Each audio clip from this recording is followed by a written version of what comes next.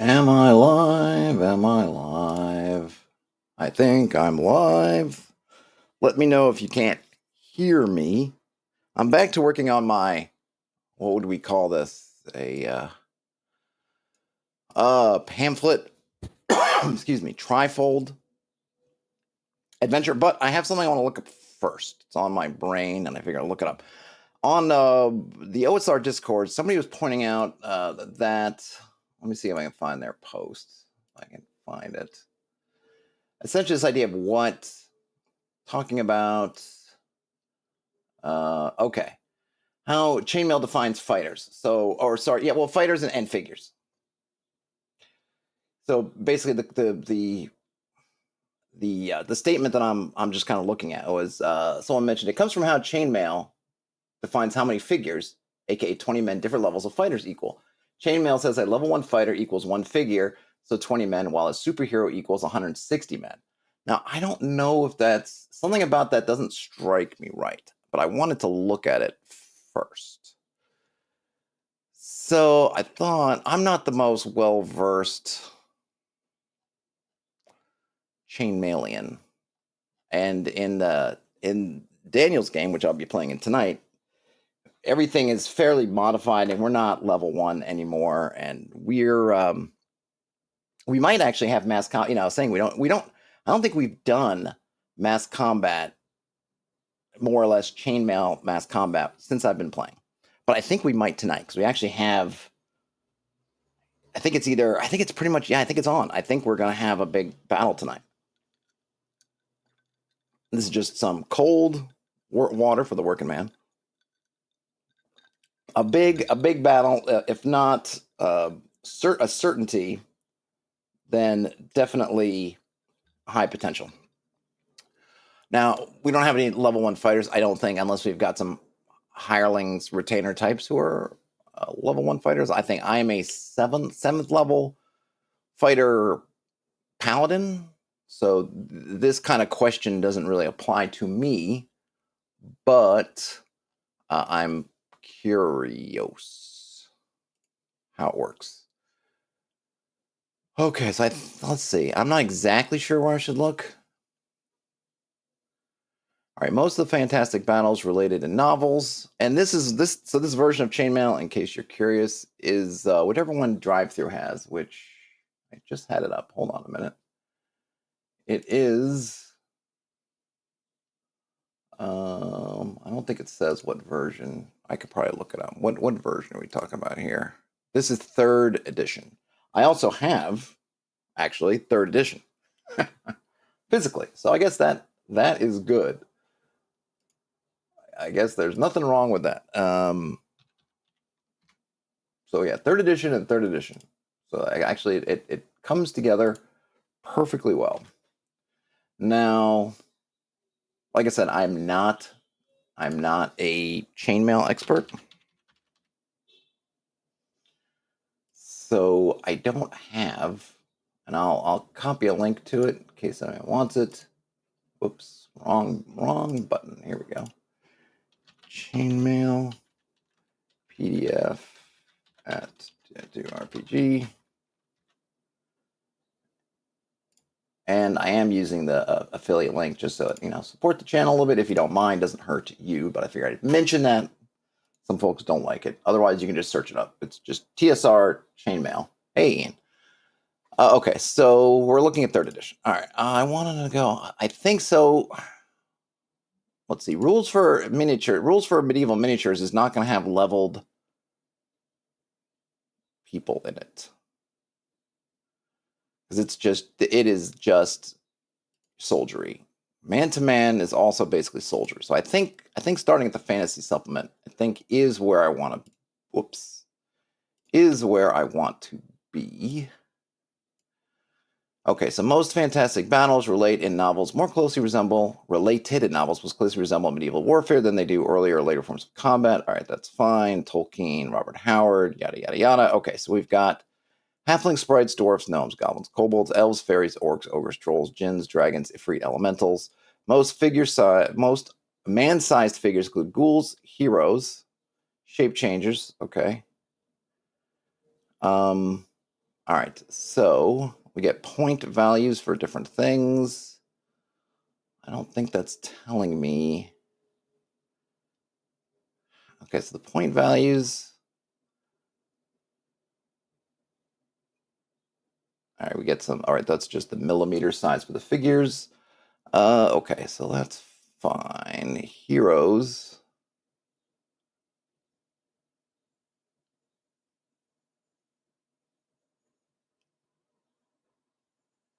Yeah, so I think this is kind of. I'm gonna have to make some notes. I get.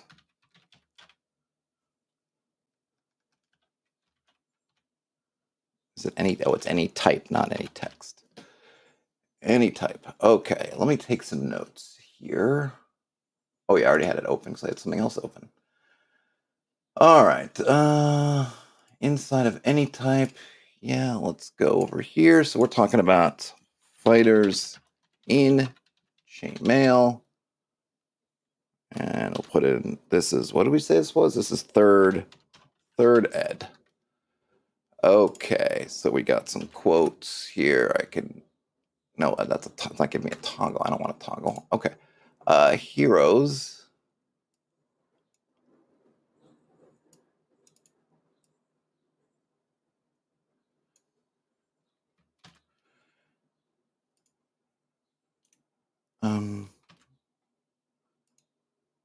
Yeah, let's see. This, I want to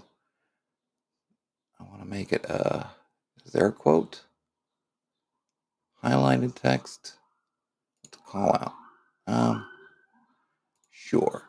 Okay, this might actually just be it. So I might have to go with hero bolt. So we have about heroes. So one of the things that confused me about the listing, the post in Discord is that the idea of multi-leveled fighters doesn't exist in chainmail itself, because they're only really concerned with heroes, much like the wizards and stuff you get are high-level wizards that just do fireball, or I think they get a choice, or you might have to roll randomly. It's like fireball or lightning bolt. I think maybe there's another.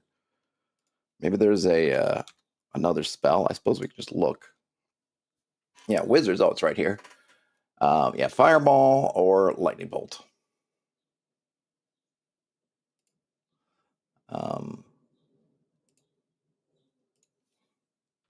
Well, this might be faster than I thought. Because they're saying it's worth 100. I think the fact that it's its own figure is because they can be independent, not that they're worth that many people. I think maybe that's supposed to be meleeed. Okay. So it says about heroes and anti-heroes, including this class. Yeah. The class being dependent. Okay.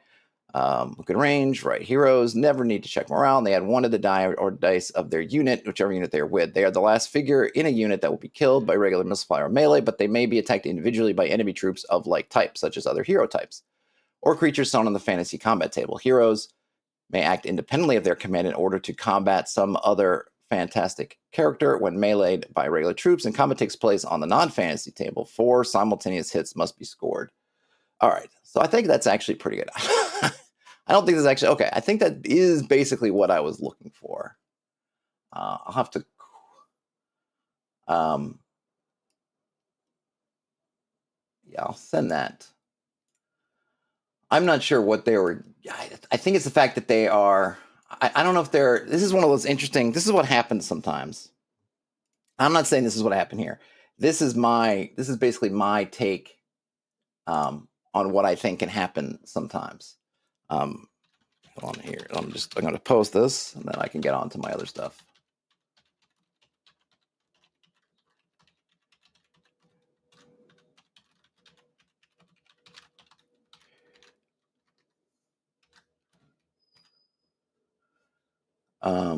Okay, yeah.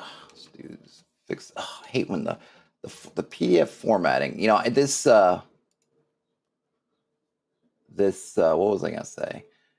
I really this PDF reader I use, which is called Sumatra PDF, is really nifty and it's really handy. But a problem with it is it's terrible at copying and pasting dice out. And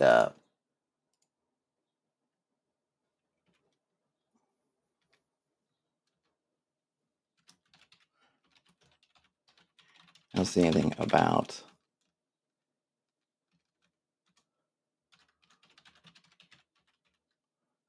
Okay, yeah, bold mine.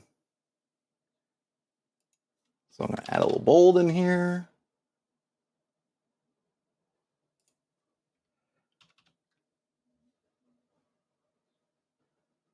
Concerning heroes.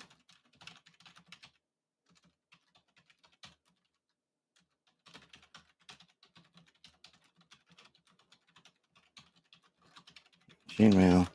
Just troops, heroes, and superheroes, I believe. Okay.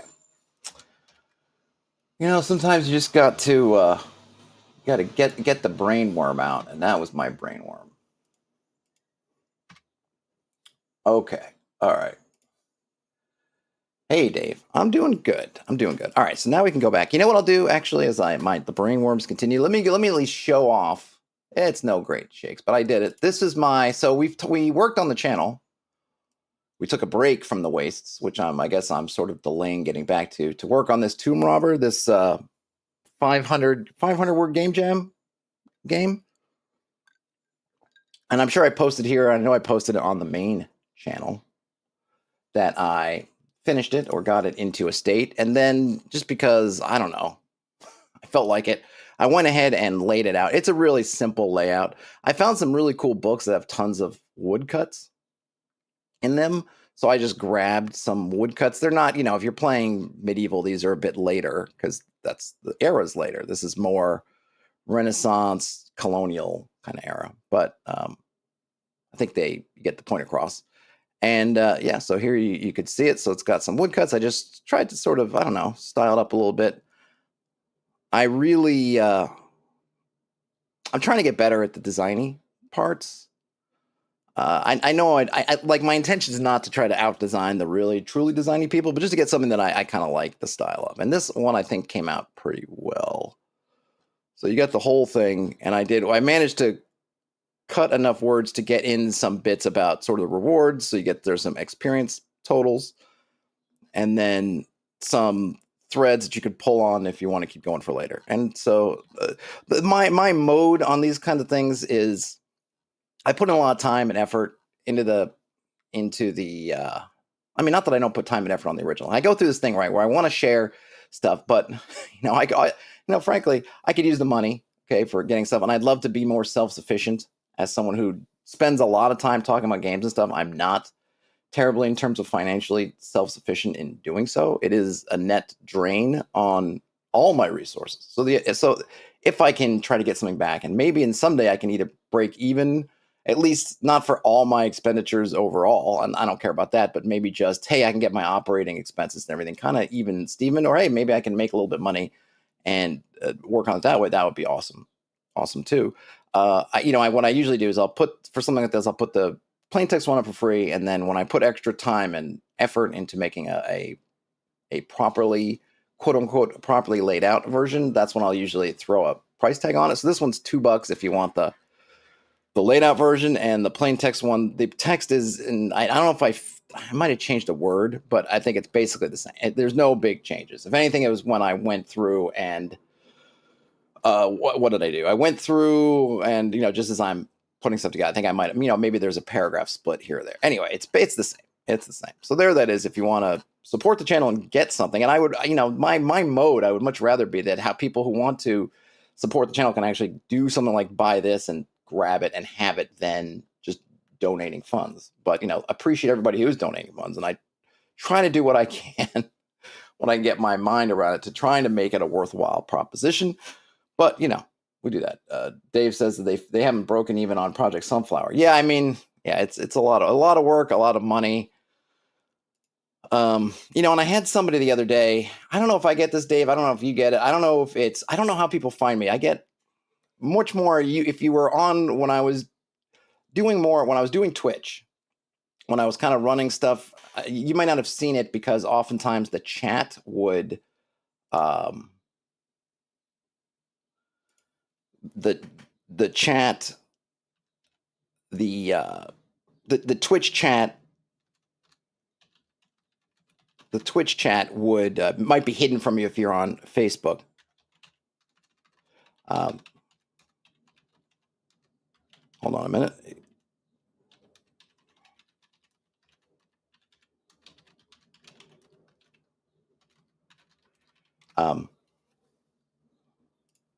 Twitch chat might be hidden from you, but I would get it, and I'd get these artists would come in. I don't know if they're bots. They're probably good bots if they're bots, because I would say stuff and they would respond to it in kind of humanistic ways. But I suppose bots are pretty good with that conversational stuff. Maybe that's the best thing that the bots are good at. In any case, I would get these, and they're like, "Hey, can I send you my portfolio? Can you talk to me, or can I show you some?" Like, they're doing it on the stream too, which maybe should probably be a hint that they're bots, because what I'm doing on the stream is I'm literally in the middle of trying to read something, and they're like, I'm going to drop what I'm doing and look at someone's portfolio or do whatever. I would get these a number of times, and I always try to be nice, and I always say, "Hey, look, hit me up on social media afterwards, whatever." And I got follow-ups from them, but they were all kind of the same. Not that they were exactly the same, but they were such a template that they had, which I don't know if it, again, speaks to them being a bot or speaks to them using kind of an image service or some kind of cheapy way to do it. But all this kind of flat, simplistic anime style drawings, none of them clearly are targeting me with any sort of spending it.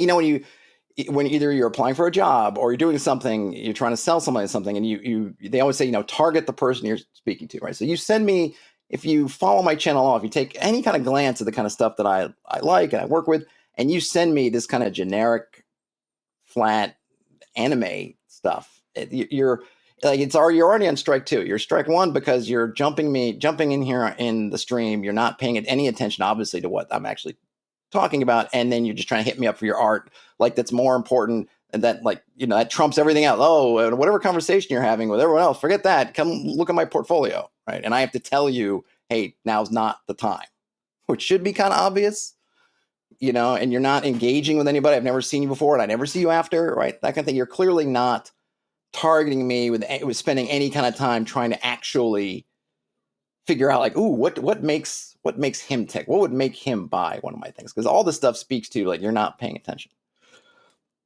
You're not paying attention to me. But I would tell them, hey, and this was always through Twitch. I don't know why I don't get it through YouTube.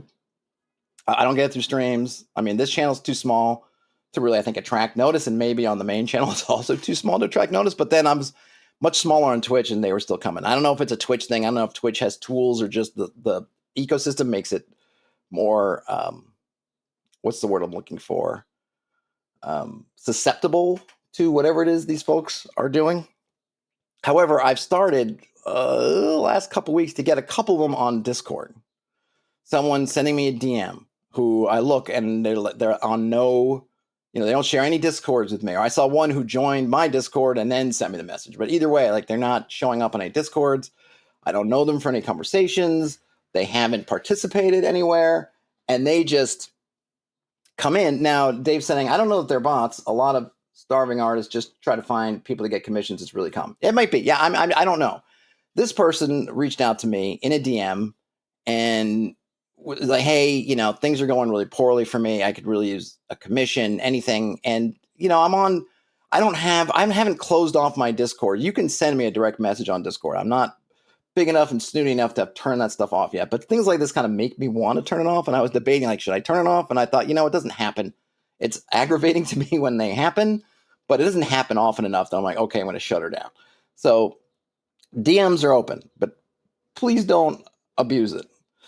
Any case, I responded back saying, basically, like, look, I'm not in the market for art. Okay, I'm trying to do better with my own art, and I don't have a lot of cash. I am not in a place where I have art to splurge on commissions. Certainly not just for my own self. I don't need one for some game I'm playing. I don't need one for some avatar or what's the one they call the video avatars or whatever people use. I don't know. I don't need any avatars. I don't need any streaming banners or blah. I don't need any of that. I'm not someone who goes like, oh yeah, I get a commission for my character in a game. I don't need any of that. And the things I'm working on, I'm basically going through and doing myself, right? So, Ian, VTuber. Yes, thanks, Ian, VTuber. So I was like, I don't need any of that stuff. I'm not in the market. And I apologize. Like, listen, I'm sorry. I hate to, and I hate to hear that people are struggling. I mean, I'm struggling. I don't, mention it, but yeah, it's been a struggle for me.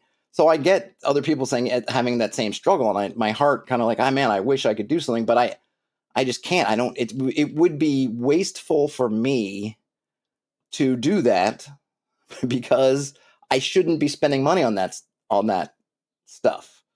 I got a family, I got stuff going on. Like I can't spend money, on that at the moment, and I don't have the need for it. It would just be, it would be frivolous. It would be a frivolous thing for me to do. But I said, look, send me your portfolio. And I held out hope that when I looked at this person's portfolio, they would have something in there. Like maybe they are somebody, because this is through Discord, and they had joined my Discord, and maybe they had looked at something of mine and said, hey, you know what? I think I got something. Somebody who maybe have seen me on Facebook or somewhere else, where not that I'm big on Facebook or anything, but I'm in some of the spaces on Facebook, and I know artists post things for commission on those, on like the OSR Facebook or some of the old school ones that I sort of, I don't really, I'm active on the OSR Facebook group. I'm not really active on the other ones, and I'll post every once in a while on the OSE Facebook group, but there are other ones that I've just kind of been in and haven't left, right? But they might see me and whatever, and okay, and maybe they've got the kind of style and stuff that's more fitting to the kind of material that I'm usually doing, right? Old school OSR kind of style stuff, which I do like, the kind of pen, what would we call it, like line drawings and things like that, not flat. I don't know, and not great anime, like really kind of, I don't know, I think of it as kind of basic anime. So I said, you know what, send me your portfolio link, I will check it out. So they did. They duly sent it to me. And they had a card website, which actually I was like, whoa, this is pretty good. They've actually got a card website. It's not just going to Twitter or somewhere, or a Tumblr or something. Like they actually went to Card, CARRD. The first time I ran across that was Errant.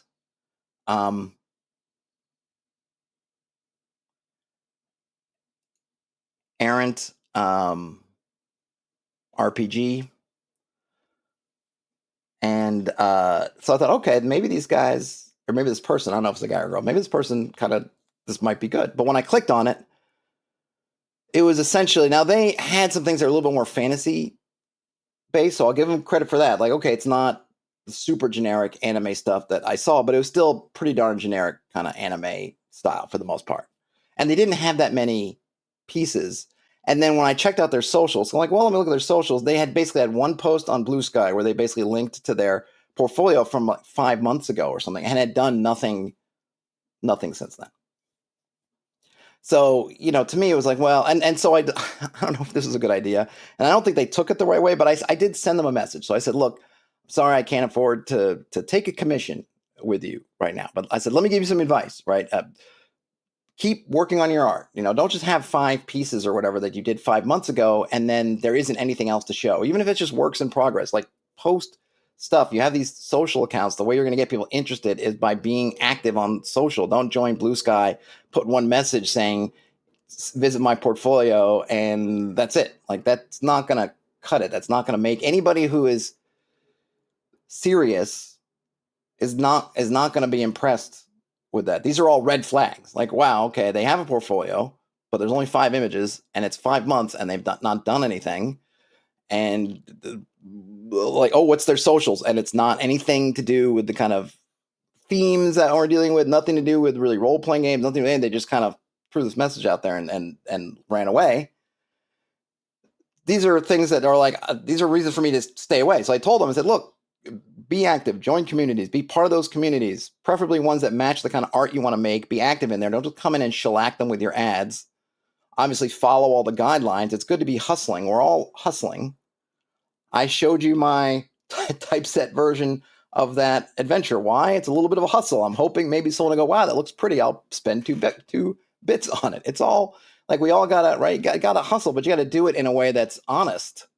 And just hitting up randos on Discord, be like, hey, here's my sob story, which we have no way of verifying or knowing anything about, and expecting us not to think like, boy, you're a bot or a scammer or both. Especially when there's a dearth of material where you can kind of win us over with all the stuff you've done. And by the way, now with AI being the way it is, you want to have all kinds of as much in progress and from sketch to final art as you can. Because if you just give me a final piece, especially if it's something generic that I think I could probably easily go into Midjourney or somewhere else and write up, then I'm gonna be like, okay, where did this come from? None of this was I was even really interested in, but that's another thing, right? Just having finished pieces isn't enough. People are going to want to see, if you can. I know some of the apps like Procreate, you can actually record kind of a time lapse of your drawing. I've seen people do in post.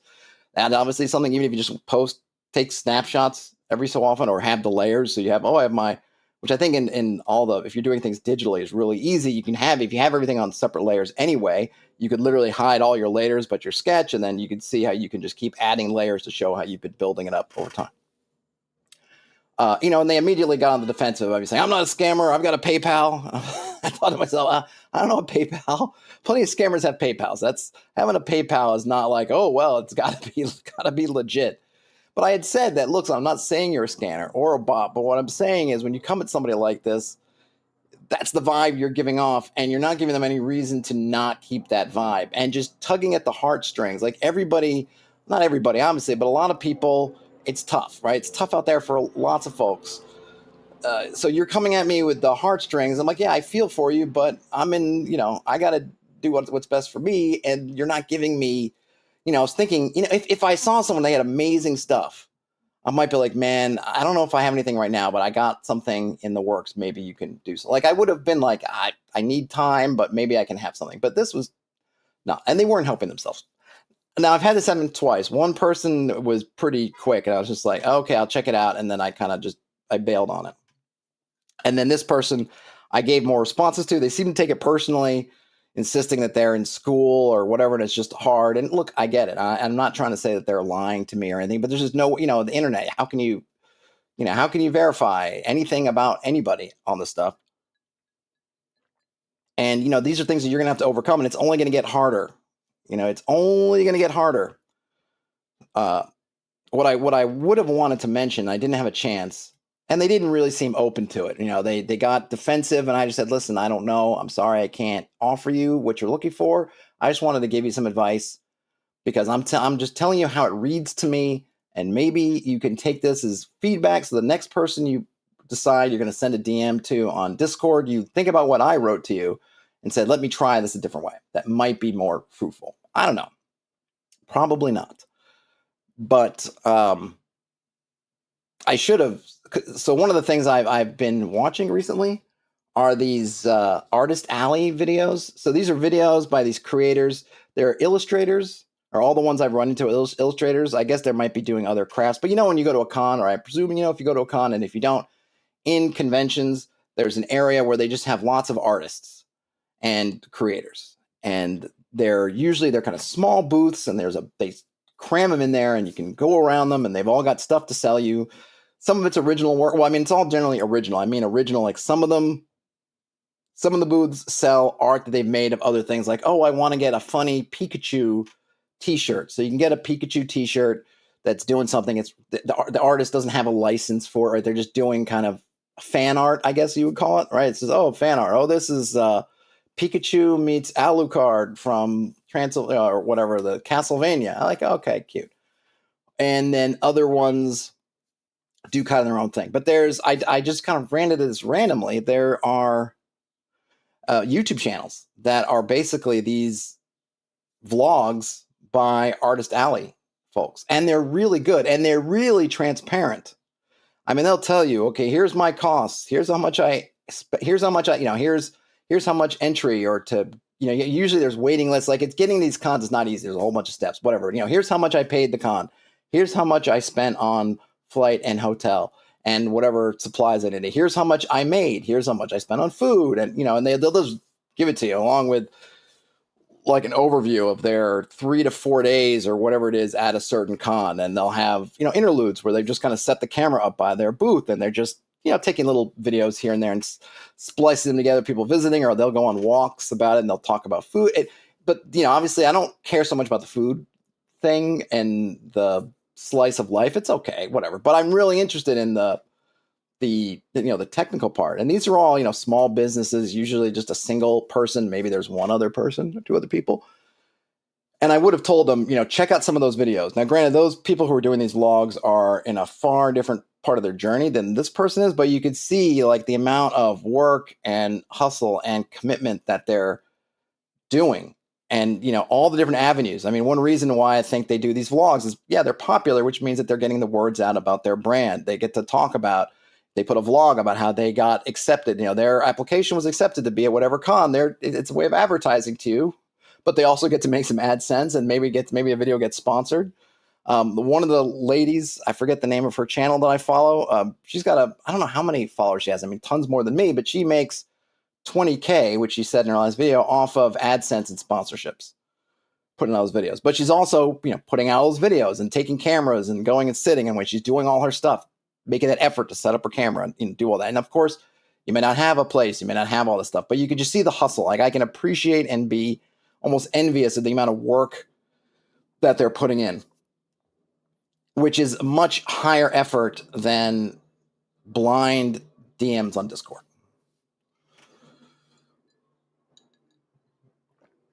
Ian asked, 20K on AdSense is nuts. Is that reset? Well, she said 20K, which was AdSense and sponsorships. Probably more sponsorships and AdSense, but she grouped them together and didn't give any more detail. So it wasn't 20K on AdSense alone.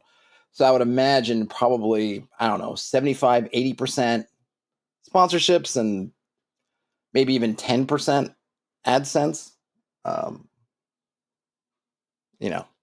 Sponsorships obviously pay a lot more. I think I've actually seen, I don't even know if I've seen this. She must not get them that often because I've watched a few of her videos and I don't recall, not that I've been paying super attention, I don't recall seeing sponsorships, but she must get them periodically. And obviously she can, her numbers and whatnot, she's able to demand numbers that probably mean that even if she only gets a couple in a year that they work out for. And of course that's on top of all her other work, but it all feeds into each other. I mean, it's kind of one of the things I was trying to do. I mean, one of my goals with the channel is to hopefully get people who find me on YouTube who then might like something that I do and go get it. And people who find something that I did, go get it, and then find the YouTube channel. Like these are the kind of things, having some sort of multi-channels is definitely something I've been interested in.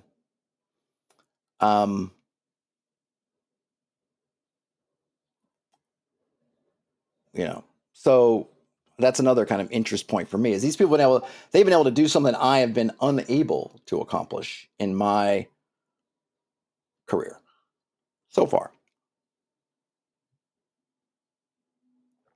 Dave says, in their experience, being a freelance artist means working 16 hours a day every day. Yeah, I mean, I think it helps that you're doing something hopefully that you love, right? You're doing something that you really love doing, and then it makes things easier because I can sit and I can work on game stuff all day long. Hey, Croco, I can work on game stuff all the time, and it doesn't. I mean, there's sometimes definitely a chore, and definitely ADHD kicks in, procrastination kicks in, and that sort of that hard part of finishing things kicks in, and all that stuff. But the actual just like puttering around and working on game stuff, that to me is easy. There's the hidden work stuff, which is like finishing things and getting the layout stuff done and doing that is work, right? But even then, a lot of times the layout I actually don't mind so much. But of course, there's pitfalls. But I enjoy the work, and I would be happy to if it was my lot to work on game stuff, especially if it's me working for myself. So I'm working on the game stuff that I want to work on 16 hours a day. I'd be cool with that, right? Because at least there's probably 4, 5, 6, 7, 8 hours of that where it's not going to feel so much like work, I think, or at least it's going to be fulfilling. Maybe I should say not that it's necessarily not going to feel like work, but it's going to feel fulfilling, that you're scratching an itch that you must scratch. If I can remember the channels, I'll post them. But if you just look at Artist Alley, if you just type Artist Alley vlog into YouTube, you will get more channels and videos than you can shake a stick at. And like I said, they're really interesting looks. It's also an interesting look at cons in a different way, because I've only been to cons as a visitor or as a content creator, which basically means they give you a pass and they just kind of set you loose. So you're not dealing with con management. You're not dealing with any of the things that vendors and the people who are dealing with in the more commercial manner have to deal with. Like, oh, okay, well, where did they put me? Was everything, did I have everything I needed? Was there any weirdness going on? Are the hours funky? Like all these different things. And they'll talk about all that stuff. Like, hey, this year I'm by this door and it kind of stinks. And this year they changed the hours and people weren't really ready for that. Or and I find that stuff fascinating because maybe at some point I'd like to be able to go, and if I get enough stuff that's in good enough condition and I have some money to invest in it, I would totally get a booth and bring some stuff and do it. But I'm not there yet. Crocco's never done proper layouting. I mean, I'm sure you have. I mean, I don't know, whatever proper. I mean, these programs, they're great. They can also be sort of trouble. It ultimately, I am more and more. Not that I'm anti-art, but I feel like that there is a little bit of an obsession with the art part of it. And I don't know if I'm just on an island here, but I just don't find myself.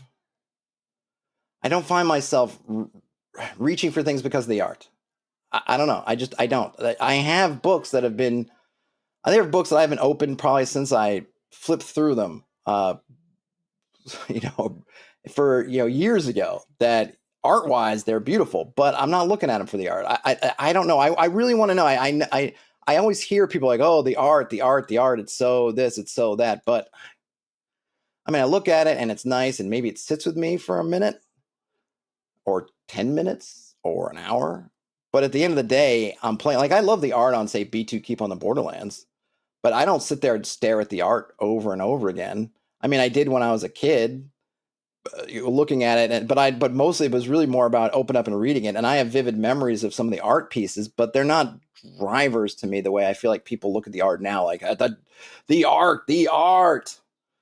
It's like, okay, I get it, but I really like, give me a layout I can read, give me the content, because in the end of the day, when you're playing at the table, they're not playing the art. I think that maybe that's the bottom line part of it is, I'm not buying an art book. Maybe some people buy RPGs as art books. I'm not buying an art book. I'm buying a game that I want to play, and I'm going to play it. And if I'm running the game, maybe there'll be a piece of art that I can show if it's an adventure, a handout or something like, oh, it looks like this, and you show the piece of art. Oh, that's cool.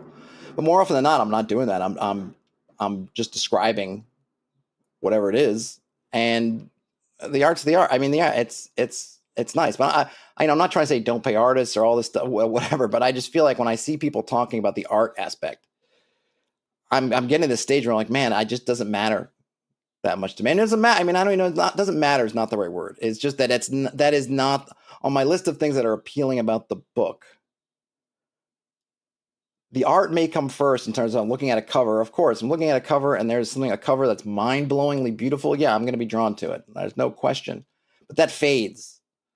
I don't go back to the book on the shelf over and over again. The books I go back to on the shelf over and over again, I don't go back to because they've got an amazing cover. I go back to because what's between the covers I've found to be very useful. And I guess that's where I kind of come out. Dave says, I feel you on that. I think it's because I'm an artist, but to me, it's the least important part of a game. And without it, your games don't sell. Yes, you definitely need to have something. Though some people are more open to kind of to minimal or no art, and I think, not that I would suggest to people, though they do it often enough, to follow kind of the Johann Noor school, because unless you're super talented, it's easy to fail. But he did a lot with just using typography and colors and placement that I think is really interesting. Of course, you have to have all those tools. You have to have the gifts, the eye, the training, everything to do it. And even I feel like on that first Morkborg book, went over the edge too far, where one of the reasons why it took me a little bit to get into Morkborg is because I bounced off it a couple times because there were pages I couldn't read. And I felt like that, whatever that second Morkborg book that they worked on, I don't remember if it was what it was called, but it had some extras. That one I felt like they nailed it, where they dialed it back enough where you still had all the flavor and character that says, oh, this is Morkborg, that they had already established, but it wasn't a unreadable mess. Let's see. Kroko says, I haven't seen a lot of Tomb of Horror style art where the rooms are illustrated in modules. Yeah, I don't know why that one seemed to get kind of special treatment. I know it's not the only one, but I couldn't tell you offhand which other ones there are. Those are cool. Those kind of handouts, they're cool. Or you can just, I think some people, some people just flip open a book and show like, look, it's this, which is also cool. Because modules back in the day, you could have more than that because they would come, they were in that sort of folio thing that were sort of shrink wrapped and everything was kind of together. But now everything is booklets. And so unless you're going to have loose leaf, I know sometimes they shrink wrap booklets, but I think the shrink wrapping of booklets, like in the zines and things, is almost more what a local store might do than what comes out of the printer. I mean, you can always, I'm sure someone could, excuse me, could do that themselves, but I think it's a lot of work. And I just think people just buy these, the books are just different now, which, I mean, obviously, if you looked at any of them, they're much different now. But yeah, that was something that I miss. I'm not even thinking about modules, but old video games. I used to love the old Infocom video games, the text-only ones. I had Zork. I had some Zorks. I had Hitchhiker's Guide to the Galaxy. I had what was it? The leather goddesses of Phobos. Was it leather bound goddesses of Phobos? Leather something goddesses of Phobos? I don't know. And I had the Ultima 4. I had a couple Ultimas, but some of them I'd gotten on the, fell off the back of a truck. But I had Ultima 4, and those had these boxes and had all kinds of funny, awesome, amazing stuff. And cloth maps and Ultima, which I just wish I had them still. Long gone. In the Hitchhiker's Guide to the Galaxy, they had fluff you could get. And I think they had, what was it? The miniaturized space fleet was just basically just an empty little, I think it was, if I'm remembering correctly, it was like a little Ziploc bag that was empty, but it had the micro space fleet in it. And there was just all kinds of things. And now when I see where you barely get instructions in a box of the game, it's just a little piece of paper that says, go read online. It's such a bummer when I think back to how extravagant and decadent they used to be with the gaming stuff.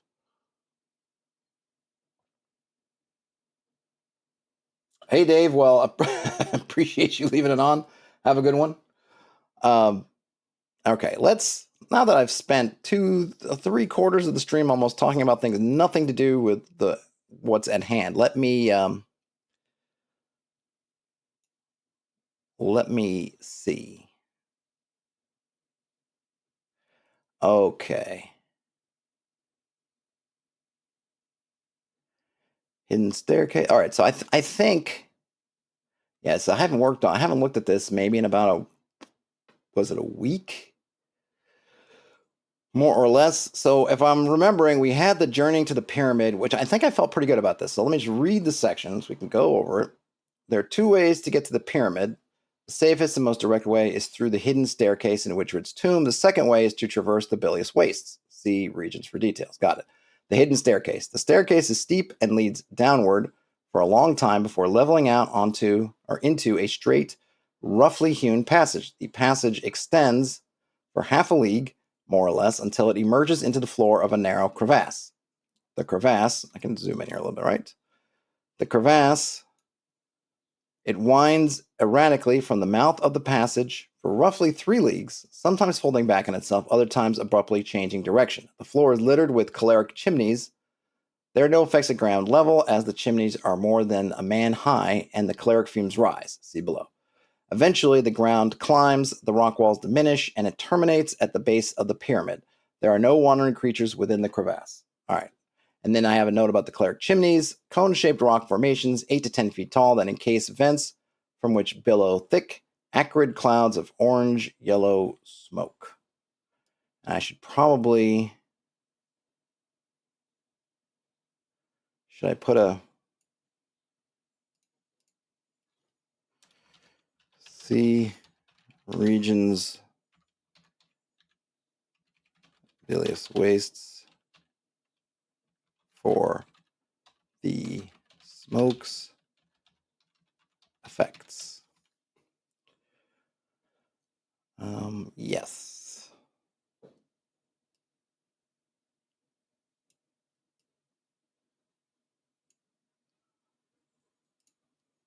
Okay. That's fine. All right.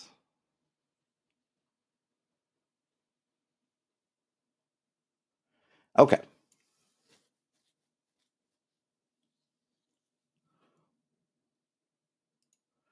So now I just need the pyramid, right? Maybe it should just be outside the pyramid. What's this? This is the hidden staircase. That's heading 3, so this would also be heading 3.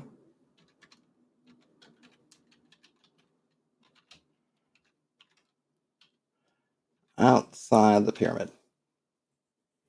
Croco says there's no wandering creatures. They already reached their goal. Well, there's no wandering creatures in the staircase. If they take the staircase into the crevasse, this is that kind of hidden way. The bonus of taking the hidden way is, yeah, there's no wandering encounters down there. That's not the only way in there. You can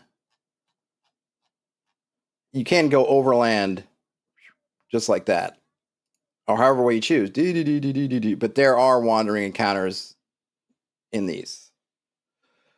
So, like, because the Witchred's high, so basically this crevasse, it's like this. Okay, so Croco asked about the wandering creatures. Yeah, in a fashion. Remember, I'm constrained. No, I didn't use the default list. I have to put a note in here about how I designed it to run. But so if you go into regions, we've got a wandering creature list. So essentially, and I'll have to write this somewhere, but it's a 6-sided die roll. 1 to 3, you get common. 4 to 5, you get uncommon. 6, you get rare. So just 3. This is a pamphlet. So we just, but each one has some lists. So in this forest, the Dinu Forest, which is, right, so we got the Dinu Forest, Oxwine Castle, and I think I have basically the towns get their own, these areas get their own, and they have, Mondun over here, and then the Bilious Waste, and then I do have a wilderness tables. So each one of these has their own. It's got my traps values if you're using do anything D6 wilderness or of wooden wold. You get these numbers, which I'll have to put a note in there about that too. So the towns have some amenities. I don't know if I'm going to put a note in there, but it's basically you can get shelter because there's a hostelry run by the Bordley Priory. I might put a price tag on it so you know, and the blacksmith. And then wandering creatures, local peasants, common, house guards, uncommon, court retinue, rare. In the village, there's an alehouse. There are local peasants, wild boar, or wolves. In the other village, there's an alehouse and a miller, local, so you kind of get that. It is very bovine. There is a pretty good bovine, actually. So you've got, because steer is also bovine related, as is bew. So we have basically like bovine field, like the village, which Thorpe is kind of a village of oxen, steers, the field of steers, ford for the crossing, the cow crossing. So there is there's absolutely a, and then Oxwine, I think is friend. I think what's going on is like friend of, I think, or I might have done some finagling with that, but basically, yeah. So this whole thing is all, Oxwine is all bovine related names.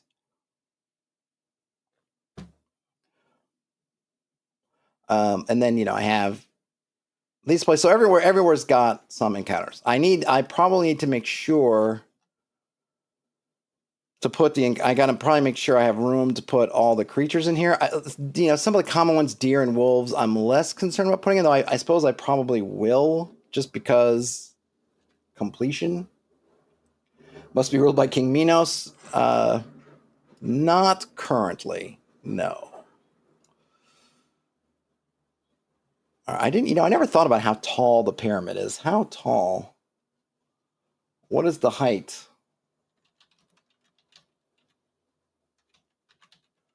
of the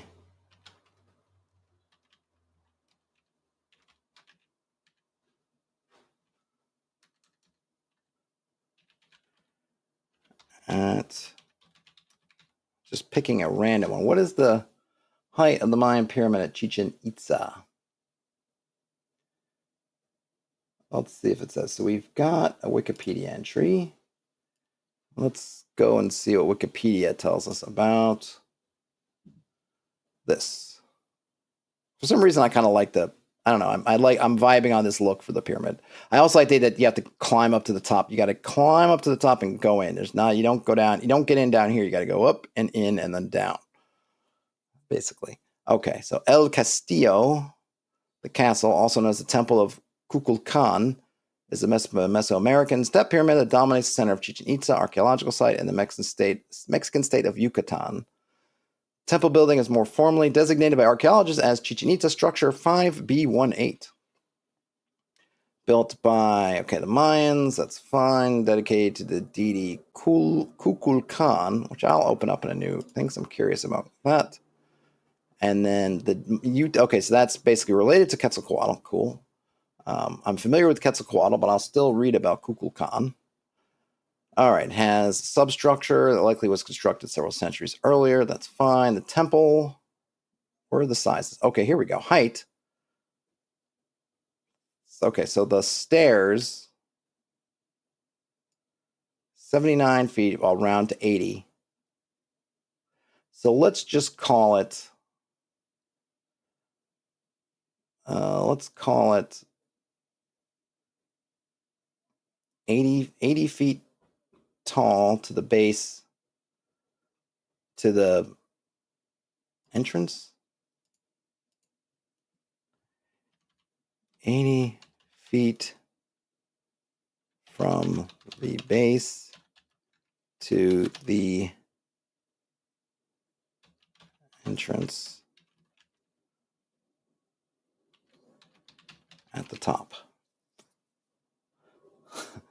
Graco says 6,850 D4 tall. Nice. Nice. Okay. Where's my Wikipedia? What else can we get out of wiki? Now, where is it? What do I do with you? No, that's not it. Where did you run away to? There you go. Let me just do that so I can pull this up and then not get lost. Okay. Excuse me. Okay. I don't care so much about the slope. I don't think it's going to matter.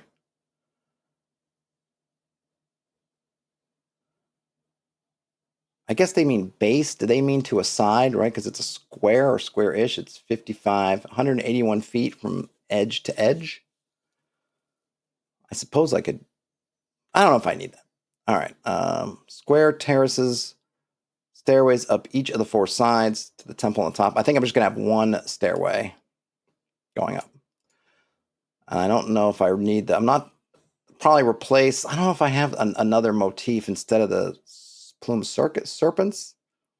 So I haven't really thought about something I haven't thought about, which I probably should, is the temple is a prison now. It was not constructed as a prison. It was used because it was convenient.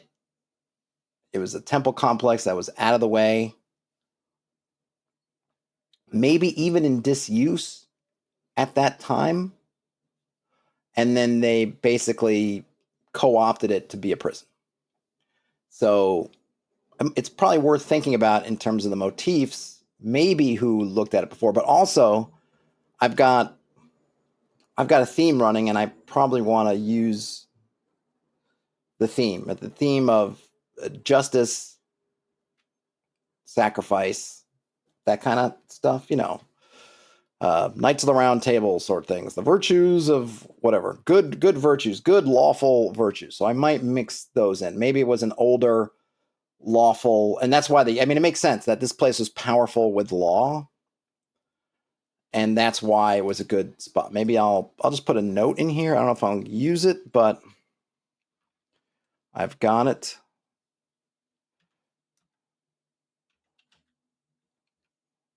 Was a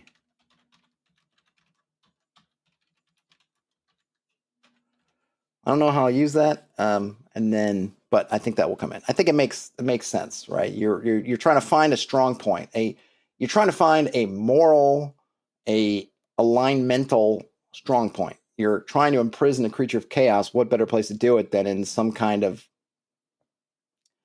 like not a nexus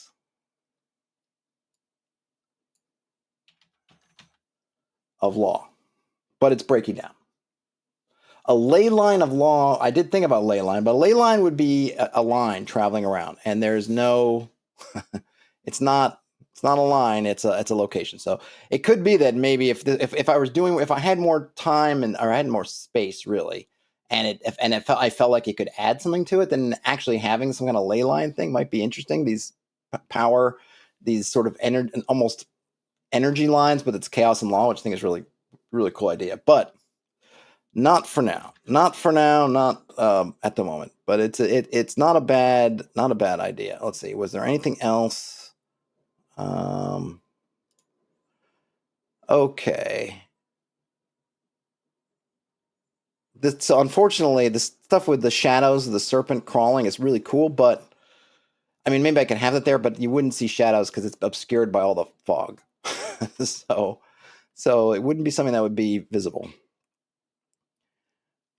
Okay, let's see. Scientific research led since 1998 suggests that the temple mimics the chirping sound of the quetzal bird when humans clap their hands around it. The researchers argue this phenomenon is non-accidental, that the builders of this temple felt divinely rewarded by the echoing effect of the structure. Technically, the clapping noise rings out and scatters against the temple's high and narrow limestone steps, producing a chirp-like tone that declines in frequency. That feels a little kind of ancient alien-ish to me. I feel like this is what one of those guys, or what's the name, Georgios Tsoukalos or whatever, would pop out and say like aliens. It's really cool. I'm kind of curious what the citations are for that. Jenny Cohen, that's History. I don't know History Doc. Yeah, that's the other unfortunate thing, man. Things kind of so hard to figure out which sources. History.com sounds great, but I don't think it is. But acoustics.org sounds better. Archaeological acoustical study of chirped echo from the Mayan temple at Chichen Itza. This I might check out because that would be a kind of a cool effect. That there's some kind of audible effect that maybe when you speak, there's some kind of echoey effect around the outside of the pyramid. And maybe it even makes spell casting difficult. Ooh, I like that. Okay. I'll make another note. The design and what's the word I'm looking for? I'm talking about the materials, right? They used design and materials of the pyramid. I'm writing this with way too much language, but I just want to get it out. The design and materials of the pyramid create an acoustic effect when voices above a whisper are spoken near the pyramid. The sounds distort and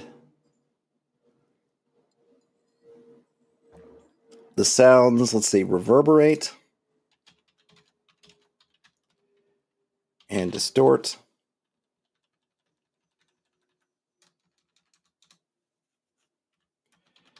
making communications possible to hear and spells with verbal components impossible to cast. Croco says, can give it a siren-like effect and charm people to go inside? No, I don't want to do that, Croco, because that would be antithetical. So remember, there are two things we can look at. One, back in the day, right? What was it doing back in the day? It was a religious structure. Hey, Jason. I actually just started a few minutes ago to work because I spent most of the stream talking about other stuff. Might be interesting listening, but kind of time wasting. And I've only got a few minutes before I got to bail out. The original folks maybe not would have minded, but I don't think they want I don't think you want a compulsive effect where people are talking outside your pyramid and then are just sucked to go in. And remember that the purpose now, if this is something that is amplified now, you'd actually want people to stay away from the pyramid, right? You'd want it to be driving them out. But given how dangerous the outside is, and that even if the party took the the crevasse to get here, this part, they're not protected. So this is dangerous.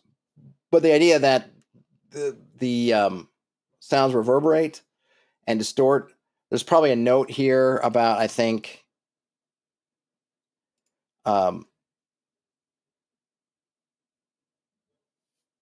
like locating things by sound.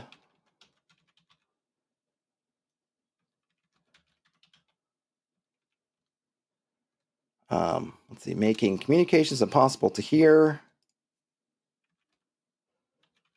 Locating creatures by sound.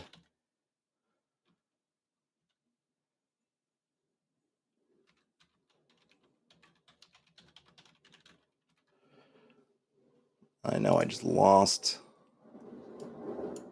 Okay, so 80 feet from the, or I'll have to fix this up, but 80 feet from the base of the entrance to the entrance at the top. I'll have to figure out what that means. I'll probably just have to say it's a pyramidal structure with a flat top and a temple-like entrance on the roof, I guess. Design and materials of the pyramid create an acoustic effect. When voices above a whisper are spoken near the pyramid, the sounds reverberate and distort, making communication impossible to hear, to understand, I think. I'll definitely have to. Locating creatures by sound and spells with verbal components in, oh yeah.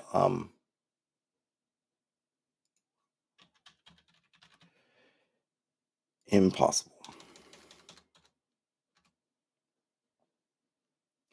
Maybe +2 is more appropriate. I think sound's pretty important for that. Okay. So it's got this cool sound effect. I like that. Let's see. Croco says, I don't think there's anything detailed in BX whether there's verbal components. That's okay. Because I'm not whereas yeah, my usual touchstone is, or my first point of reference is BX. I know that people who are playing this, including myself, might not be using BX. So I'm fine with that. It's just a little note. And it's really up to, it'll be up to the GM to adjudicate. I'll take a look at spells just to verify, but I believe you. I wasn't really, or maybe it says something about, let's see if it says anything about, plus there might be variants where, people introduce house rules into their games all the time. So I come from the school where it's understood that all spells are verbal, that you're not quietly doing something. But I could also understand in someone's game if they had brought in some of the, the meta magic stuff from, I guess, I don't know when the meta magic stuff came, I want to say 3rd edition. So sorcerers and things just doing little hand signals and magic happening.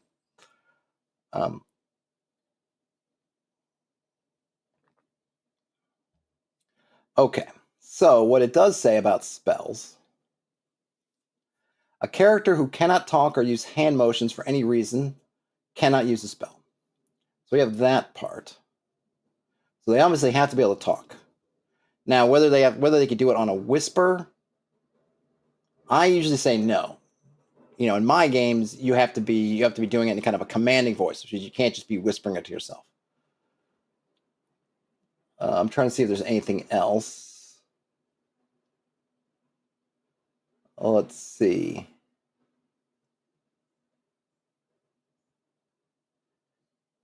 Yeah, there's nothing for specific spells, but it does seem to say you have to be able to talk.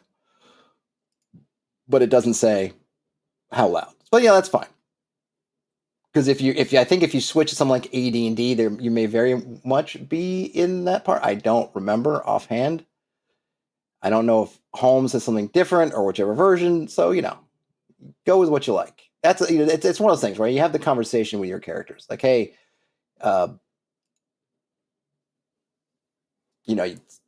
I assume it's probably would have come up before, but you can't be sneaking around and cast a spell. You got to be somewhere at least somewhat quiet or somewhere secluded. I know that I think Matt Finch, when he was running his game, he had this thing where you could hold spells basically on your lips, so you could kind of pre-cast a spell, and then you could be in the hallway or somewhere before a closed door, and you could kind of pre-cast your spell and hold it, and then the party opens up the door, and you kind of have your spell ready. You just kind of go blam, like that. But I do know, I believe, if I'm remembering correctly, there was a consequence, which was, I think, if somebody hit you, if you hold that spell on your lips and somebody belts you or pops you, either you lose the spell or it goes off or blows up in your face. I don't know. There's definitely a consequence, or at least a potential negative thing that could happen if you're holding a spell and then you got interrupted or injured or something.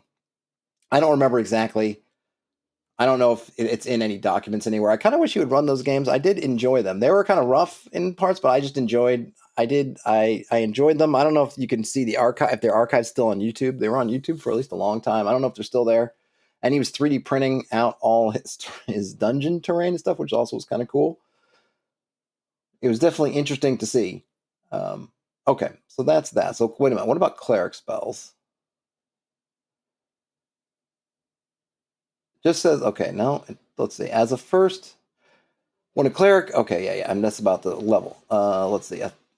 Since clerical spells are divinely given, they do not have to be studied. The cleric need only rest and pray for them. As a result, the cleric has a choice of any spells at the same level for each adventure. Once a spell is selected, however, it cannot be changed during the course of that adventure or day. Doesn't say if they need to. So I guess. Oh, you know what? I this is kind of a subpart. So yeah, the layout suggests to me pretty strongly that the stuff about having to speak to cast spells applies to all spells. It's just that clerics don't have to pick.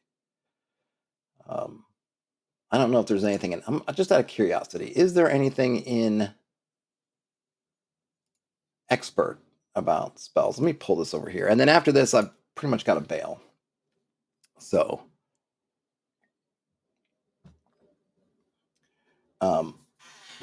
Alexa, cancel alarm. Your alarm is not set. Alexa, cancel reminder. I found 2 reminders. Oh, no. Clean bathroom today at 4:15 p.m. Yeah. Flute every Thursday at 8 a.m. Which one do you want to cancel? Clean bathroom. Clean bathroom at 4:15 p.m. Cancel. All right, just stopping my reminder. Okay, so now let me just look at this real quick, and then I'll have to jet. All right, so the following, casting restrictions. Spellcaster must be able to talk and use the proper hand motions. It's the same thing they had in the other book. Yeah, cast magic missiles. Yeah, exactly. Yeah. Okay, yeah, it doesn't say how. Yeah, they have to be able to speak. But I'm laying it out there so that if if there was another way for them to cast spells or do something else and they didn't need it, then they don't. All right, so the last thing I want to look at is, oh, this is cool.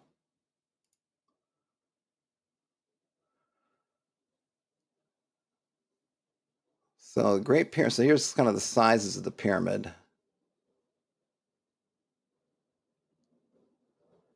Oh, that's neat. That's a neat little chat. All right, let's look at Kukul Khan really quick. All right, let's see. Kukul Khan, plume serpent or the amazing serpent, is the serpent deity of Maya mythology. Is closely related to the deity Kukumats.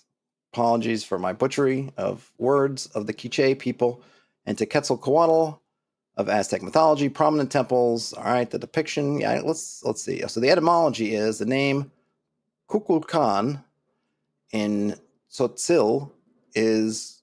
I don't know if I'm supposed to pause between those. I'm just going to read it. Is Ku'ul Chan or Khan? I guess maybe it is like a cha.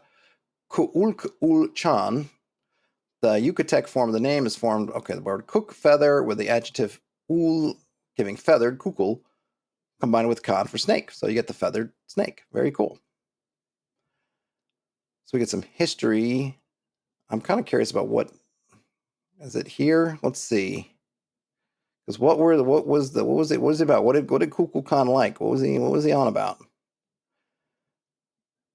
Okay, so at Chichen Itza, Kukul Khan ceased to be the vision serpent that served as a messenger between the king and the gods and came instead to symbolize the divinity of the territory. Okay. All right, that's cool. So Kukulkan headed a pantheon of deities of mixed Maya and non-Maya provenance used to promote the Itza political and commercial agenda. He's a salesman. Fair enough. Okay. Cool. All right, cool. I might try to incorporate some of that. I don't know about the feathered serpent stuff, but I like the idea that they have this god that represents the sort of sanctity of the area, the divine nature of it, which makes sense. So there's probably some creature of law. Maybe I'll look in the books and see, or just see a creature that speaks to me as a creature of law that might replace that symbolism with. That'll still make sense. But we shall have to work on that another day. Mayhaps tomorrow, though. I'll have a stream on the main channel, so I don't know if I'll have the ability or the capability or the energy to double stream. So if not tomorrow, then there's a holiday on Monday also, so probably not Monday. So probably looking at, if you don't hear from me tomorrow on this channel, look at the other channel. And then after that, it's probably going to be Tuesday because we got the holiday here in the States. Oh, Krakow, a snake oil salesman, perhaps literally. So regardless of whether you celebrate the holiday or not, have a great rest of your day, night, weekend, holiday if you've got it, whenever you end up watching or listening to this. Game on, everybody, and I'll talk to you later. Bye now.